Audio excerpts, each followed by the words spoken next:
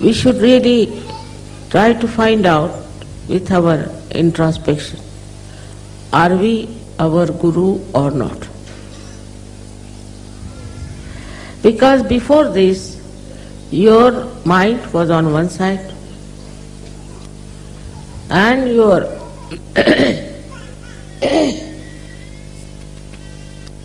heart was on another side and your attention was in another dimension.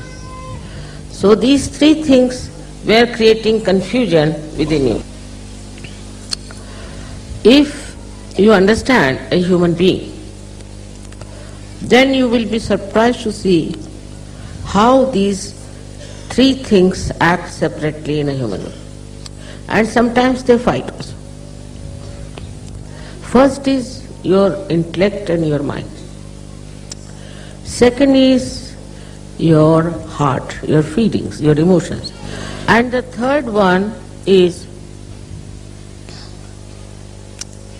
your attention.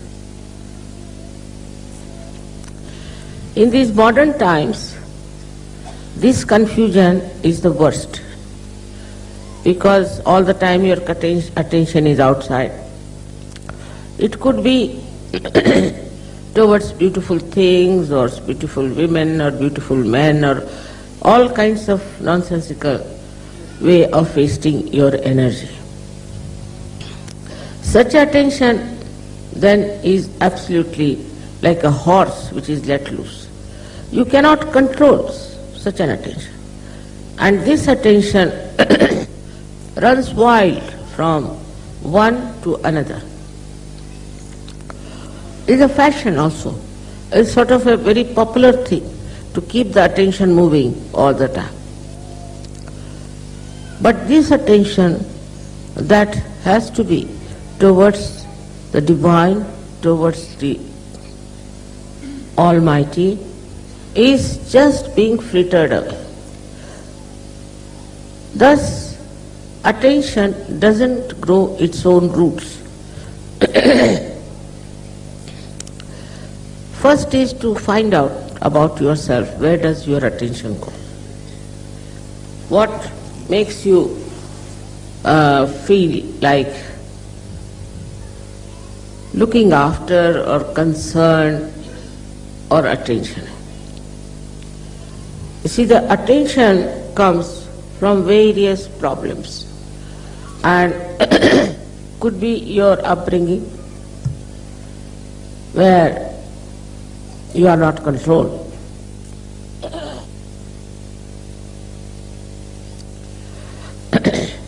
Could be your education, could be your atmosphere in which you live, or could be your own ego or your conditioning. So this attention is being attacked by all these outside energies or negative forces, and it gets entangled. Like a river flowing straight into the ocean can get lost in a barren place. In the same way, this attention, which has to go towards the divine, gets frittered away and is punished. This weak attention cannot take you towards the divine. Ultimately, you find that all this attention is being completely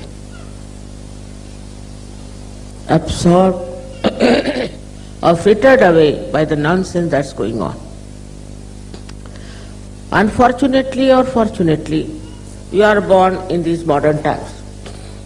And in these modern times, as you know, it's a very chaotic condition. In these chaotic conditions, you don't know what is right and what is wrong. And there are all kinds of attractions which can take away your attention and reduce the energy of your attention. It is possible more for the people who are very right-sided. Also the left-sided people can be very much affected. Right-sided people, as you know, go up to a point and become extremely dry, self-opinionated and aggressive. All their attention is in aggression. While the people who are on the left side are indulging too much into their own whims and their desires and their own temptations. Both sides can fritter away your attention, which is the most important thing. It is the most valuable thing is your attention. But the attention cannot be controlled by a person who doesn't have a weak mind or a weak heart. Now supposing you take somebody who is a very intelligent person. The intelligent person puts all his attention in capturing the attention of others. I don't know why, but it's a kind of a paradox. The person who himself is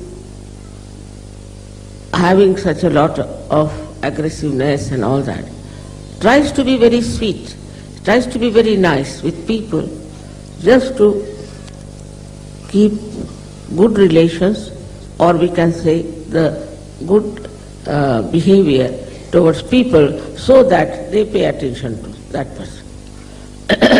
This is a very subtle thing. They are not even aware about it, that we do such a thing just to make others pay attention to us. That is how we have seen that in these modern times, so many stupid things people do just to attract the attention of others. Most of the fads that had come up in modern times are just to make something stupid so that people should pay attention to them.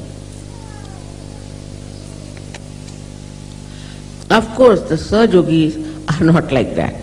But I'm just pointing it out, how in the modern times you have to be very careful that you should not try to attract the attention of others.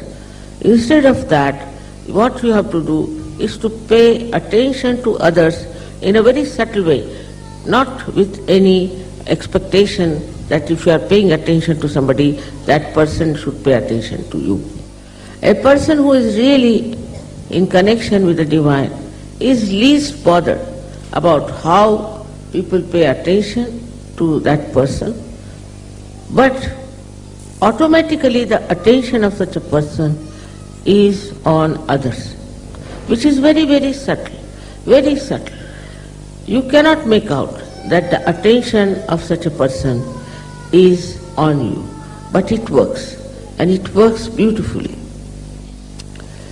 So then when we come to our heart, in the heart resides the spirit, as you know very well.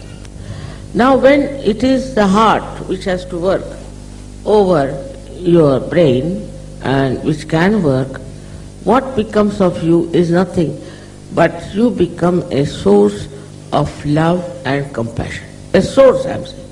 You do not assert on others.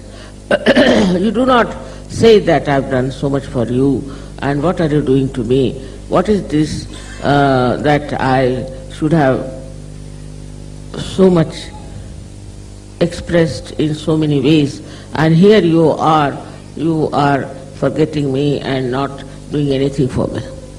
So the expectation of reward, if it is there, then you must know it's your mind which is giving you these ideas and is working it out that way that you just now put attention to the amount of love the other person has given you for whatever you have given to another person. It's very subtle. So in Sahaja Yoga, you should see now yourself as just a source of love which is just flowing.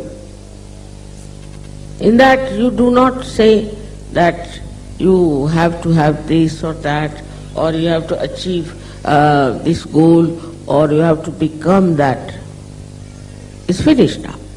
Once you have become the source, then how can you become something?